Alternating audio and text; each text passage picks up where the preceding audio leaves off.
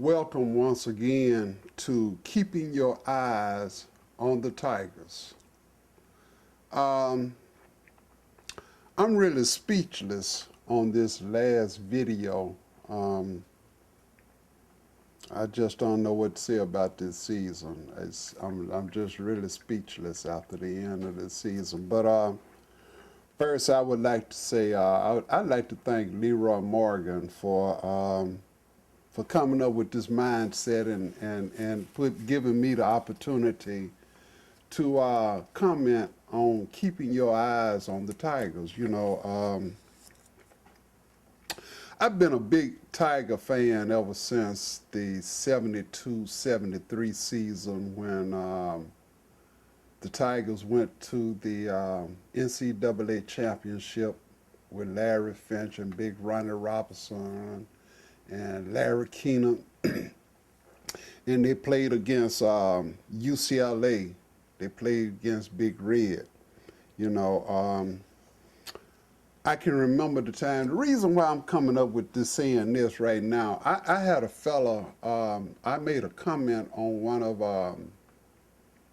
the University of Memphis videos about them leaving, preparing, getting ready to go to the game. And this fella named David White on Google commented about, he was saying that I was negative. I gave a lot of negative comments about the Tigers, and this was just only on one little comment. But I'm a Tiger fan. I'm a diehard Tiger fan. I can remember back when Andre Turner and Keith Lee were playing. Those were the days back then.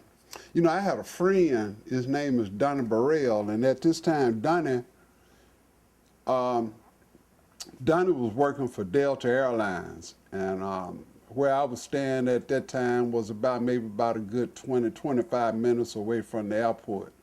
But back then, when they was in the heat of getting ready to go into the championship game, Donnie would get off from work at 7 o'clock, and the game would come on at 7.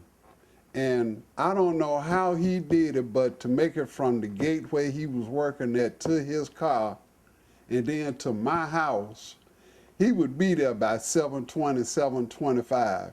And those games were so intense back then in those days that we would sit and watch the game, and it was a couple of games where the Tigers won the game. Andre Turner would hit a shot at the buzzer.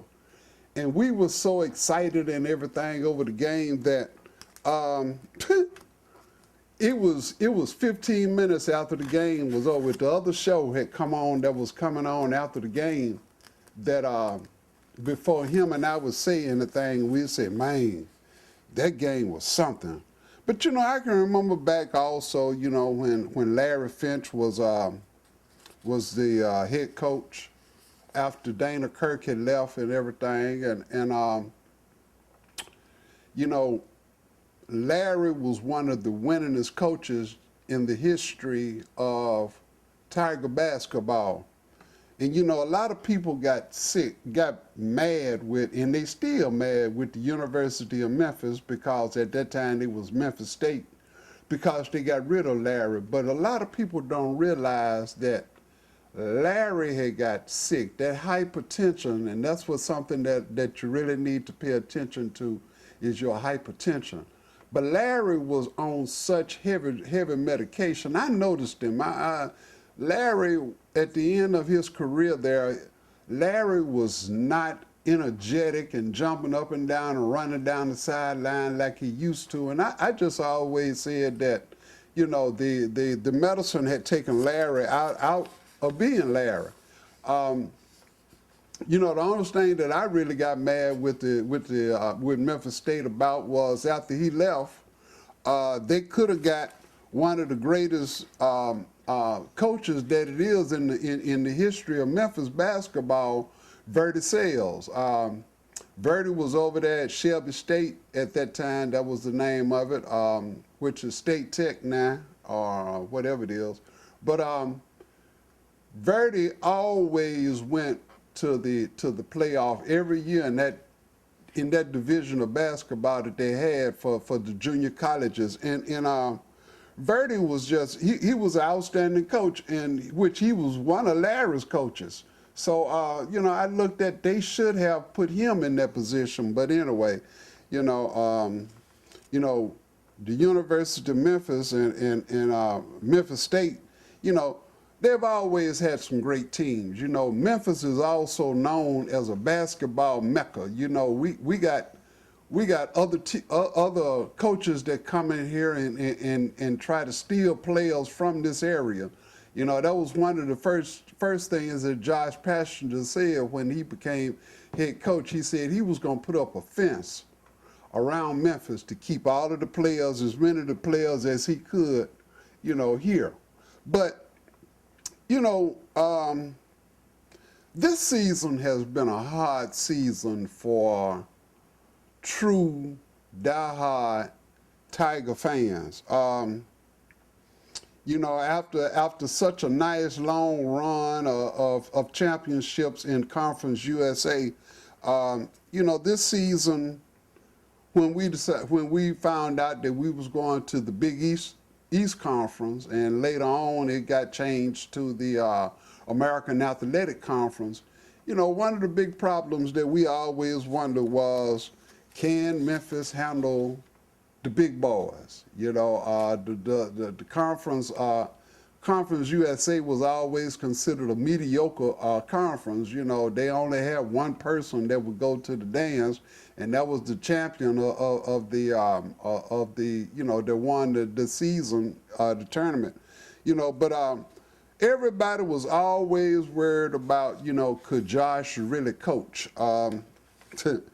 You know, for Josh's first 4 years of coaching, you know, I always said in Conference USA, he was riding on the coattail of what John Calipari had did, and so, you know, most people, you know, Memphis already had a recognition that was going on in Conference USA.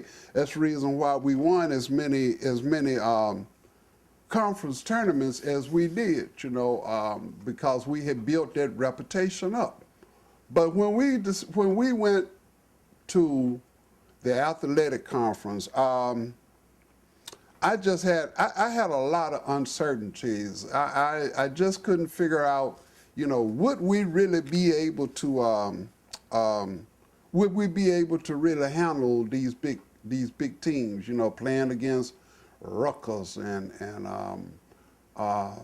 playing against Notre Dame and Villanova and all of these schools. You know, the big Catholic schools pulled out. That's the reason why they come up with the American Athletic Conference, because the Catholic schools that was in the Big East Conference pulled out and kept the Big East Conference title.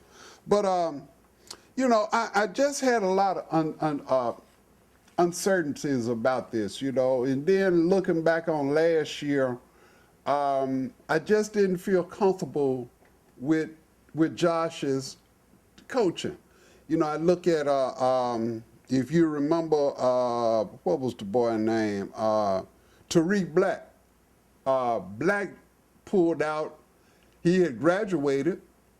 He was a senior, but he still had another year eligibility that he could have played here. But if you remember last year, Black almost left the team before the season even got started. But coach allowed him to come back, and he played out the rest of the year. But he left here and went and played at Kansas. Also, we had Antonio Barton. Antonio left last year. He should have been here this year, but he left and went to Tennessee. So, you know, it was just a whole lot of different things that was going on. You know, there's always been a lot of pressure on Josh since he's been here, you know. And the commentator, as she was going through the game yesterday, she mentioned something that Josh had told her.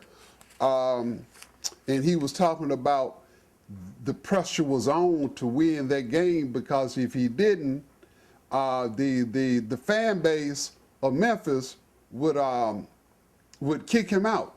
So I pulled that up, and let's take a look at that video, that little clip of him saying that. He said yesterday, as recently as the media, he said the Memphis fan base might throw me out if I don't win this game against Virginia. Now, guys, I don't know if it's quite as bad as that, but he knows the pressure is on after you follow Coach Calipari. He says that tournament wins are what's going to make the difference, and they've got pressure trying to get to the Sweet 16. Now, Josh, like I said, Josh knowed that there was a lot of pressure on winning that game, and especially after they had lost that game in the tournament against UConn, folks have really been highly upset with Josh coaching. They haven't been pleased with this four-guard offense that they've had. Even listening to the commentators yesterday, they mentioned about that, but they played it off as he's under a lot of pressure trying to keep up with Calipari since Calipari left, but following Calipari ain't got nothing to do with the way that Josh is been coaching, because Josh has been there now. This was his fifth season, and folks just haven't been really pleased with this season here. I even heard some of them talk. Josh was even giving little comments during the middle of the game. The sports commentators was talking to him as he was supposed to be coaching the team. A lot of folks was just saying, Josh ain't got no business doing that. He needs to stay focused on the game. So, it's just been a lot of things that's been going on this year. I've tried to be on Josh's side, all during the time that he's been here. After I'd read his credentials, and he was coaching when he was a kid, and all of this and everything. And then he came from up under a big team. He was on a winning team when Arizona won the championship that year. But I tried to stay on Josh's side. But after this year, I've really been, I just had a lot of uncertainties.